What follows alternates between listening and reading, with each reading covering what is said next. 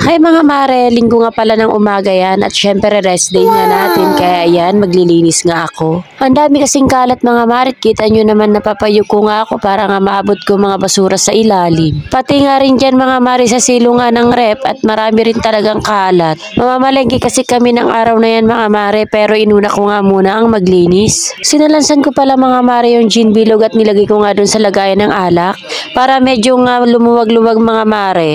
Pag ganito talagang rest day mga mare, napapalinis talaga ako dito sa aming tindahan, lalo na sa aming bahay. Alam nyo naman mga mare, mga lalaki nga naiiwan dito sa bahay, kaya hindi ganun kalinis talaga ang bahay namin. Nakakapaglinis lang talaga ako mga mare kung rest day ko talaga. Sa umaga naman kasi mga mare, maaga din ako naalis, kaya hindi rin ako nakakapaglinis talaga. Nakakawalis-walis lang ako mga mare, pero hindi talaga ako nakakapaglinis ng gusto. Pag sa umaga kasi mga mare, nagagahol talaga ako sa oras.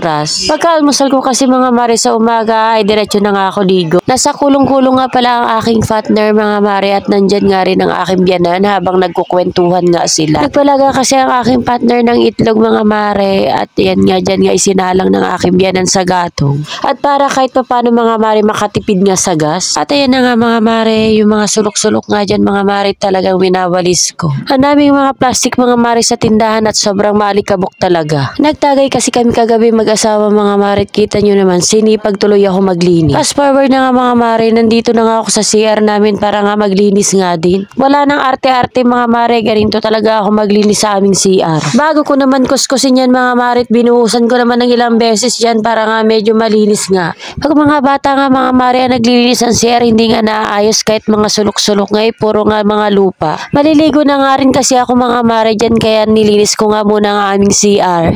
Mga malengke kasi kami mag-asawa mga mare, kaya sabi ko nga maliligo na ako pero linisan ko muna ang aming CR. Kaso lang mga mare, ang hina nga ng tubig namin, palibasa linggo nga at maraming ang gumagamit ng tubig. Kaya nagsasahod pa nga talaga ako dyan mga mare para nga makaipon ako at syempre may pampaligo nga rin ako. At syempre mga mare, maliligo nga rin talaga dyan ang aking asawa kaya kailangan ko makaipon ng tubig. Pati nga dingding ng CR namin mga mare, kinukuskus ko nga para nga hindi manilaw. Pag tumagal kasi mga mare na hindi mo kinukuskus ang paligid, siguradong lulumutin at maninilaw nga.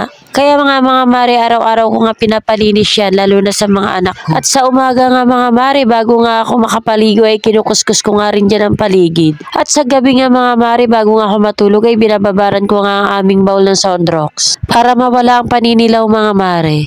Pag matagal nga mga mare, hindi mo nga nilinis, sigurado mahirap na nga tanggalin ang paninilaw sa bowl. Kung walang Soundrox mga mare, chlorine na nga lang ang aking ginagawang pambabad para nga hindi nga lang manilaw ang bowl. Yung CR nga namin mga mare, may 5 months na rin nakalipas mula nung ginawa nga ng aking asawa. Kaya gusto ko talaga mga mare, lagi talaga malinis ang CR namin kasi minsan nakakahiya kung may magsi-CR nga. Sa bahay kasi mga mare, ang paborito ko talagang punta na ay CR. Kasi pag nagsi-CR talaga ako mga mare, ang tagal ko talaga mag-CR. Hindi man maganda ang bahay namin mga mare, pero gusto ko talaga mga mare sa CR ay malinis nga. Magulong talaga ang bahay namin mga mare kasi nga mga lalaki nga ang naiiwan sa bahay. Hindi katulad mga mare nung nandito nga ako at hindi pa nga pagod lahat talaga nagagawa ko mga mare. Nung nandito kasi ako sa bahay mga mare, paiba-iba nga ang pwesto ng aking mga gamit. Kulang na lang mga mare, pati bahay nga umikot na sa akin. Sinipag tuloy ako ng araw na yan mga mare. Maganda talaga pag nadidiligan. Pero may lakas ng katawan at talaga namang maliksi yung mga mare. So hanggang dito na lang mga mare. Thank you for watching. Bye!